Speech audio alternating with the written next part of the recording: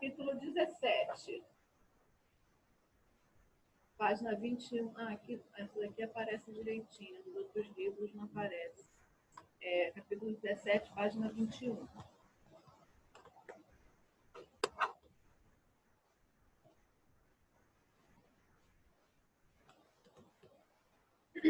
Isso daqui tá para gente descrever, né? No livro até tem, eu já vou falar aqui direto, descrever as partes do tecido, né? Do tecido, dos meristemas, que a gente chama, né? Que o tecido da planta a gente conhece como meristema. Então, aqui é para classificar, para colocar aqui, né? O que é cada um aqui? 1, 2, 3, 4, 5. Né? Então, primeiro aqui, essa partezinha aqui, a gente chama de epiderme, que é mais externo, né? Segundo aqui, essa parte aqui um pouquinho mais interna, a gente chama de feixe vascular, né? O terceiro ali, que são os estômatos, e essa parte aqui mais interna também. Estômago, para quem esqueceu, é aquele órgãozinho que está na folha, responsável pela transpiração, né? Tanto transpiração como troca gasosa, tá? Ele também capta o gás carbônico aí do meio ambiente, ele também é como se fosse uma abertura na folha. A gente não consegue olhar, não consegue ver, né? Porque é uma estrutura microscópica, mas está lá para realizar essas funções. Aí o 4, o parênquima clorofiliano. Aqui no livro nem falou, né, desse palissático aí, mas a gente pode colocar só a parênquima clorofiliano. Por quê? Porque é responsável por conter o pigmento da clorofila, né, que a gente utiliza para fazer a fotossíntese. Né? E o outro, né, parênquima clorofiliano também, eu já colocaria aí 4 e 5 como parênquima clorofiliano, mas são dois diferentes, né? Palissádico e lacunoso. Isso aqui são etapas para a gente poder pegar, adaptar a energia do sol para poder produzir esse processo, né? Essa reação química que a gente chama de fotossíntese. A energia do sol passa pelo palissádico, depois passa pelo lacunoso, que vai levar para toda a planta, tá? Para todo vegetal.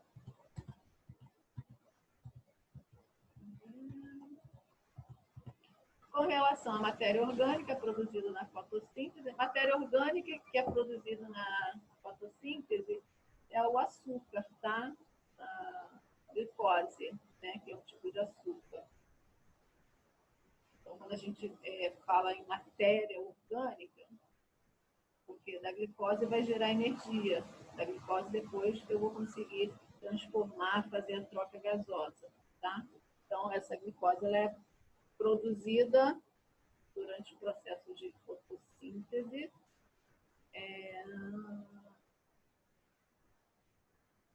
E o tecido que sintetiza a glicose, sintetiza é que metaboliza, tá? É que vira, né?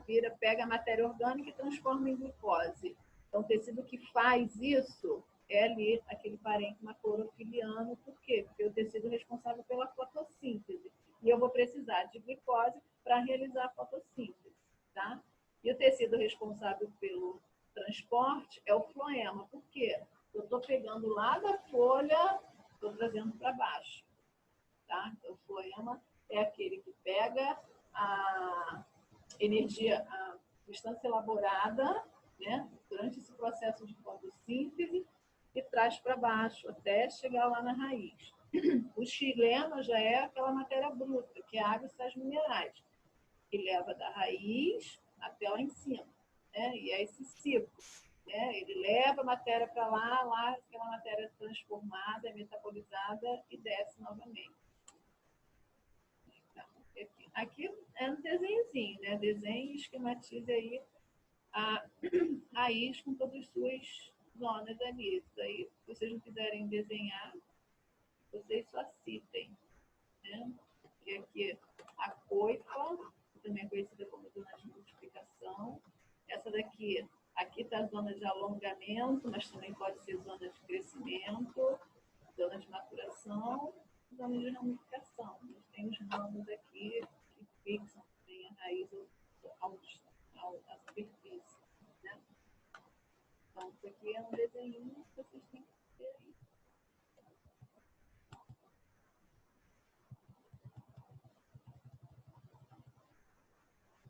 Bom, deixa eu ver o que está vendo. Ali tem um textinho, mas vamos aqui logo para pergunta, senão a gente acaba ficando muito tempo. Né? Dia 10 para eu desenhar, mostra tudo. Ah, desce? Não desenhou não? Então tá. Mas dá para falar ali da pergunta. Deixa eu ver aqui, são gemas auxiliares. Tá. Explica a frase. Use os rebentos que surgem de gemas axilares no caule principal das plantas adultas. Daí parece até uma poesia, né? Gemas auxiliares,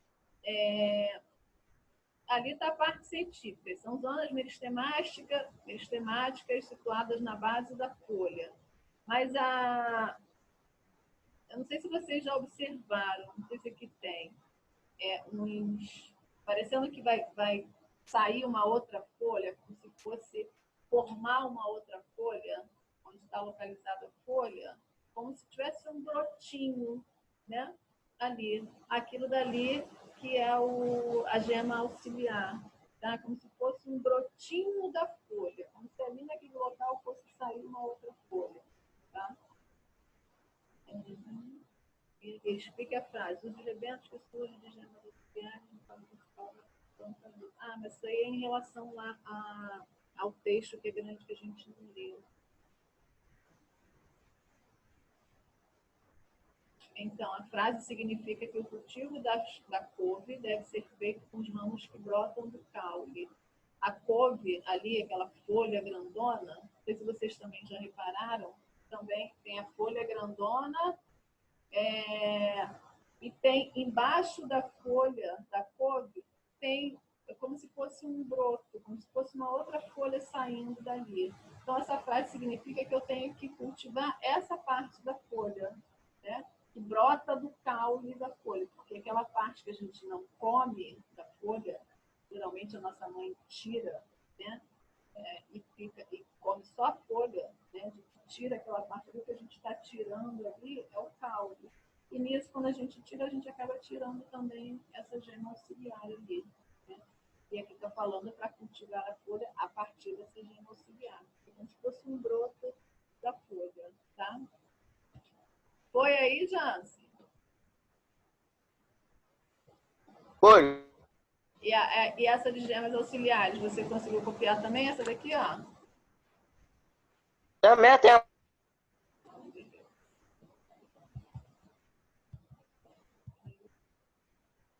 Aqui está uma folha, tá? Todo mundo está vendo aqui, né? Conhecem, né? Folha.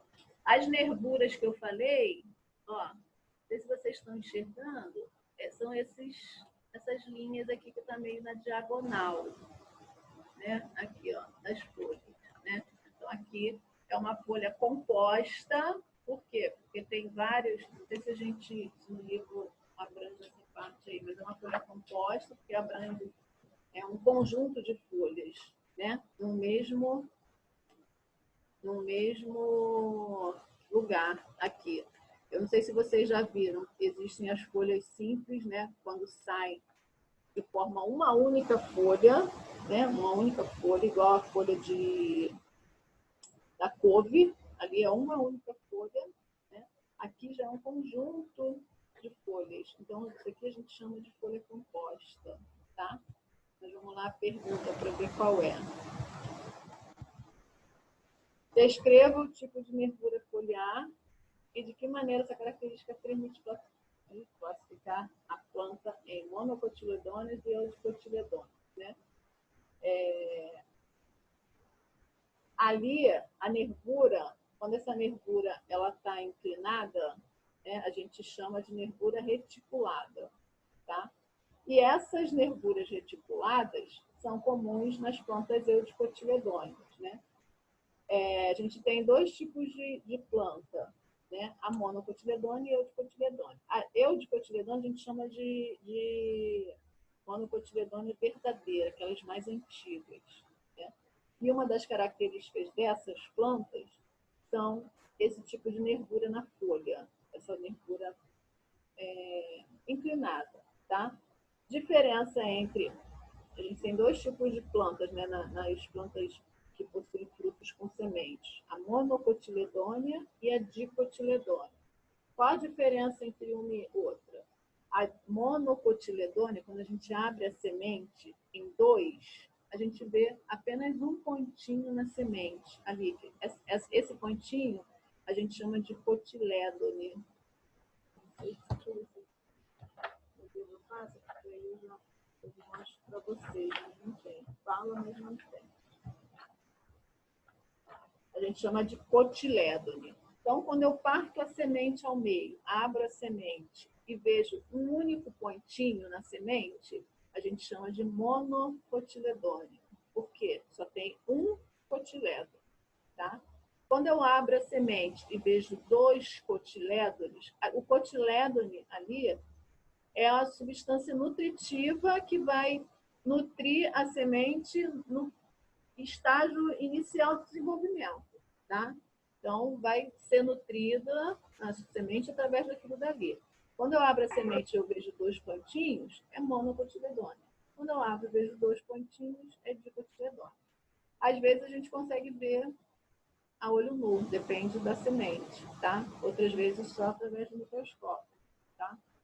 Então, essa característica aí desse tipo de nervura é comum nessas eudicotiledôneas, que são aquelas monocotiledôneas que tem um cotilédone só, mas só que são mais antigas, né? A gente chama de monocotiledôneas verdadeiras, aquelas que têm características específicas. Uma delas é essa nervura reticular, tá?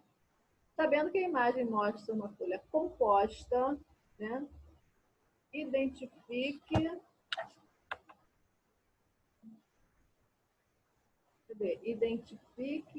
suas principais estruturas, né? A gente tem ali os folíolos, que são as pequenas lâminas que compõem a folha, o pecíolo, pedúnculo que une, o pedúnculo que une a folha ao caule. Vamos lá ver aqui, ó.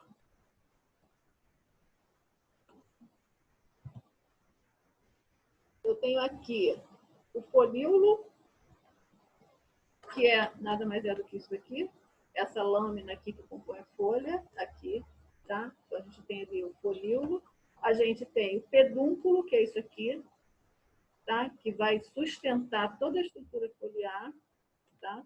E a gente tem aqui, ó, o pecíolo, tá? Que vai sustentar a folha ao caule. Então, aqui, ó, pedúnculo, pecíolo e do outro que eu esqueci, folíolo. Folíolo é a folha mesmo, essa parte aqui, geralmente verde da folha, né? Onde é a estrutura base da folha, tá? Aí vamos lá, na 13. Foi, já? Você copiou? Copiei. Gente, vocês não esquecem, eu sempre estou colocando também, mas às vezes eu posso esquecer. Eu não lembro se eu coloquei essa semana.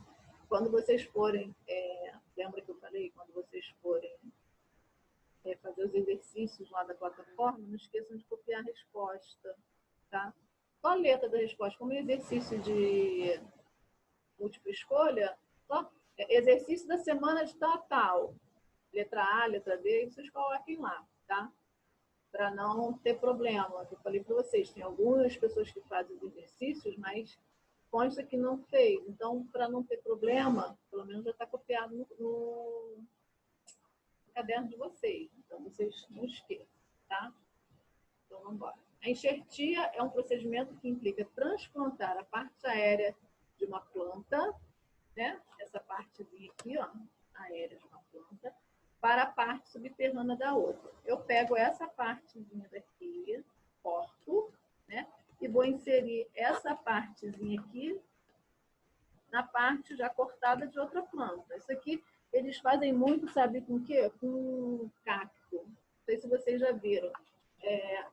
Tem alguns cactos que ele é de um tipo embaixo, aí quando chega mais para cima ele tem um formato diferente. Parece que não é a mesma planta, né? Isso aí eles fazem muito nesse cacto, até para ficar mais bonito, né? Eles aproveitam a base do cacto e colocam uma parte ou florida, uma parte mais arredondada na base do cacto, tá? Então, bora ver. Para a parte beterrana de outra, que a gente chama de cavalo, como mostra aqui a seguir, tá? Então, aqui, ele tirou essa parte aqui, isso aqui é da mesma espécie, né? Mas no cactus, eles, apesar de ser vegetal, eles colocam de espécies diferentes. E dá certo. Vamos ver aqui.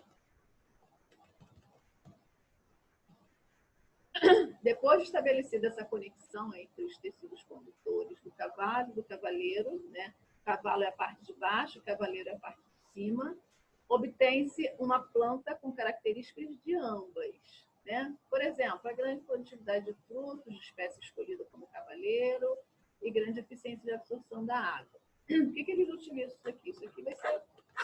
Eles estão fazendo na planta um melhoramento genético, né? Porque eles pegam uma planta que absorve mais a água, aqui, ó, por causa do caule e das raízes, que a gente chama de cavalo, essa planta daqui, essa parte daqui é o cavalo.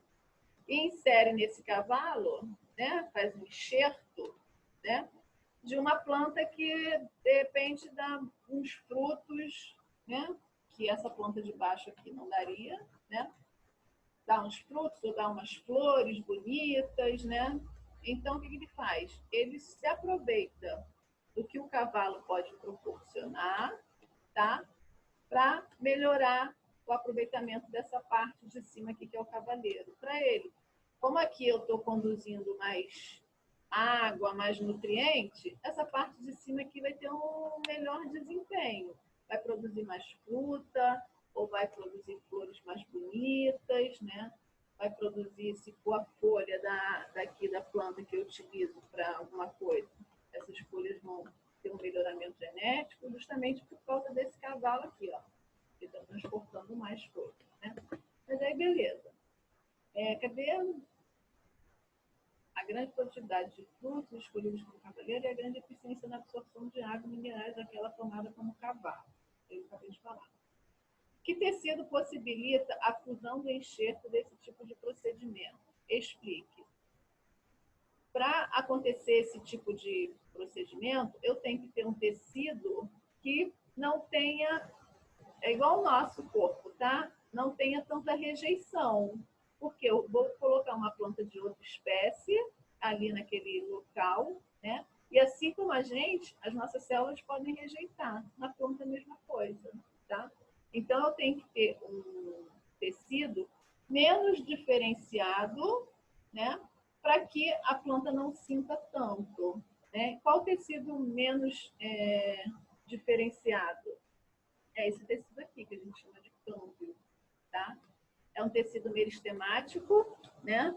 Por que meristemático? Porque ele é menos diferenciado do que os outros, né? Então, quando eu coloco ali, o que ele vai fazer? Ele vai começar a formar células daquele local ali, tá? Da planta que eu colocar ali em cima, tá? Ele vai começar a imitar aquelas células ali e o processo de rejeição vai ser muito menor.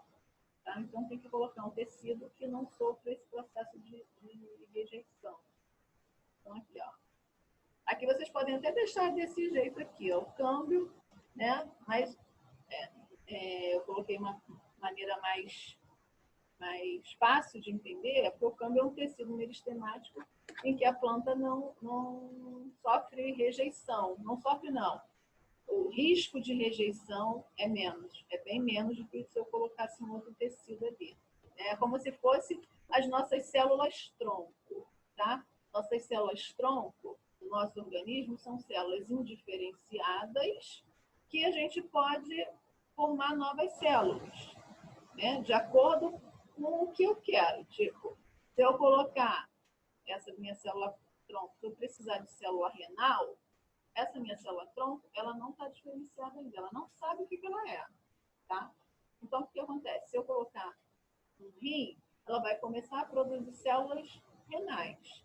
Se eu colocar no coração, isso a grosso modo, tá? Não é assim eu colocar, né? Isso aí é através de experiência. Se eu colocar essa célula-tronco no coração, ela vai produzir células do coração, tá? Então, aqui vai ser a mesma coisa. A gente coloca uma célula menos diferenciada e ela tem a capacidade de imitar as células que ela está participando ali. Né? E esse tecido que permite fazer isso a gente chama de câmbio. Tá? Então, vamos lá. Por que não é possível realizar enxertia em monocotiledôneas? Né? Uma das características da monocotiledônea é ela não ter esse tipo de tecido aqui, tecido meristemático secundário. Tá? Então, eles não têm esses tecidos que fazem essa diferenciação. Tá? Outros tecidos que não, o câmbio, fazem essa diferenciação. Tá? Mas nessa estrutura aqui que eu estou falando, o tecido que eu vou utilizar vai ser o câmbio. No caso das monocotiledôneas, eles não têm esse meristema secundário e os seus caules, os feixes ali de transporte de seiva, eles são bem dispersos, bem afastados, e impossibilita também a fusão desses vasos condutores. Quanto mais unidos os vasos condutores, mais fácil eu unir uma planta na outra e encaixar os vasos condutores. Tá? Nas dicotiledôneas, esses vasos condutores eles são diferenciados, são cada um de um tamanho diferente. Então, para eu unir aquilo dali e passar os nutrientes, é como se ele ficasse um grande com um pequeno, o esquerdo com o direito, então eles nunca vão se unir completamente. Tá? Aí, essa passagem de substância ali vai ser muito prejudicada, né? Porque eu tenho que unir exatamente com os tamanhos, né? Tudo bonitinho, para que a minha passagem de seiva ali, xilema e poema continue fluindo. Se eu tenho esses vasos condutores que não se encaixam, né? Eu não vou ter a passagem da seiva bruta elaborada nessa enxertia. Por isso, tá?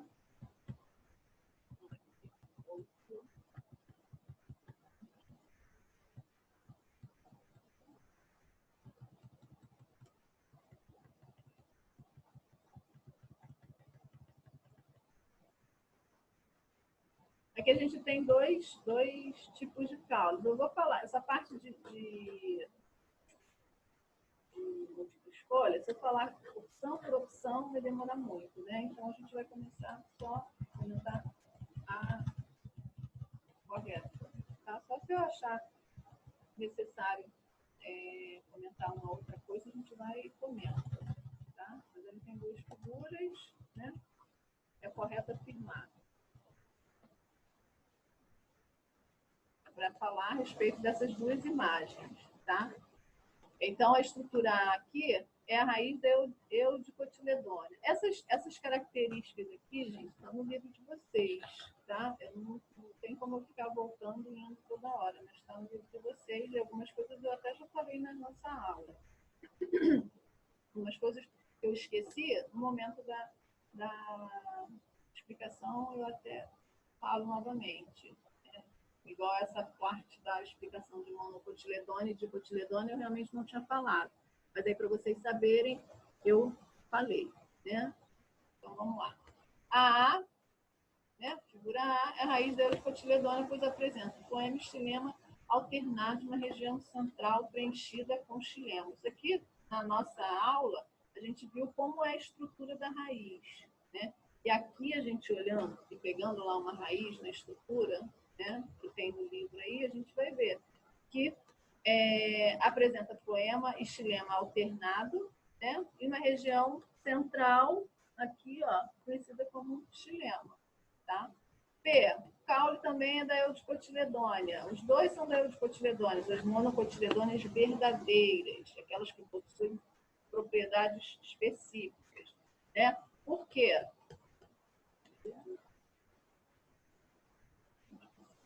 porque tem crescimento primário, né? Porque eu vejo aqui, os feixes vasculares separados entre si, formando um cilindro, né? Aqui os feixes, aqui xilema e floema, eles estão separados entre si, tá? Aqui, ó.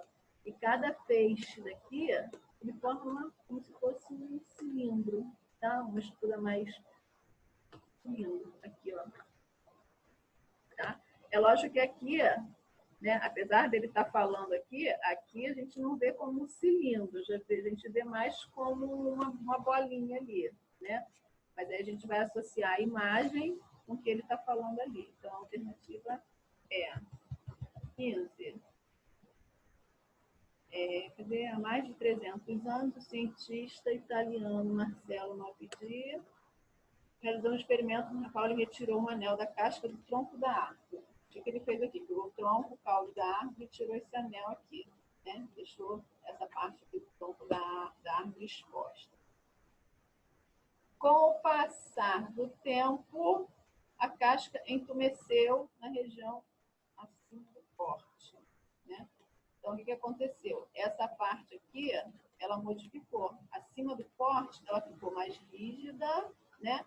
E ficou com um formato diferente. Tá vendo aqui, ó? Aqui está o mesmo formato, cima e embaixo. Eu só abri aqui, tirei essa parte aqui, essa lâmina, né? E deixei passar um tempo.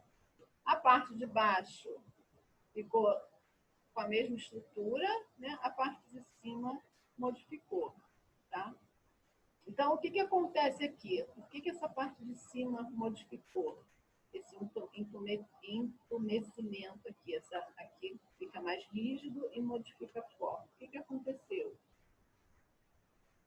Até aqui, tá? Até aqui, eu passo os produtos da seiva bruta, né, para o tecido, para as plantas. Tá? Eu consigo até aqui transportar isso. Mas daqui para cá, esse transporte vai ser muito prejudicado, né? O que vai gerar essa forma aqui, ó, porque a matéria orgânica transportada não está chegando até aqui. Então, não tem como ele continuar desse jeito aqui. Porque eu preciso irrigar, eu preciso receber nutrientes, eu preciso de glicose, eu preciso de sais minerais. Se esses solutos eles não são transportados, uma coisa vai acontecer, né? E vai acontecer é como se fosse um ressecamento, né? Dessa parte aqui do tronco do vegetal. Por quê? Porque não está chegando os nutrientes para ele, tá? E vai ter uma hora que vai entumecer tanto isso daqui que vai acabar gerando a morte daquele vegetal ali, tá? Depois de um certo tempo, vai acabar gerando a morte daquele vegetal ali. Isso só por causa do tronco, só por causa disso aqui. Só por causa dessa partezinha aqui de cima, tá?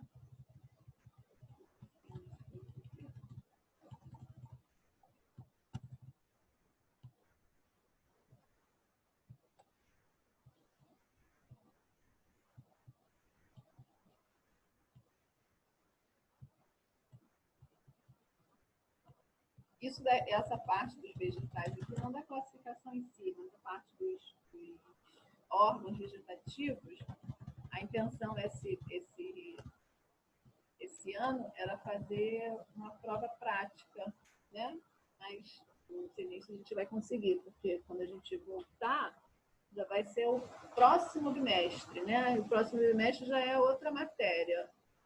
E não sei se a gente vai ter tempo, pelo menos para fazer uma aula prática lá, para vocês visualizarem as coisas no microscópio e conhecer, né? Porque às vezes a gente come tanta coisa vegetal que a gente não sabe que parte do vegetal que a gente está comendo, né?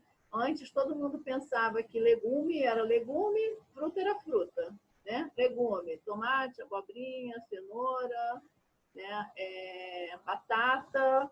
Só que aí agora a gente aprendeu que fruto é toda semente envolvida pela parte carnosa. Então, tudo que isso de uma maneira fácil para vocês entenderem. Então, tudo que tem semente envolvido pela parte carnosa é um fruto. Então, tomate é fruto, abobrinha é fruto, pimentão é fruto.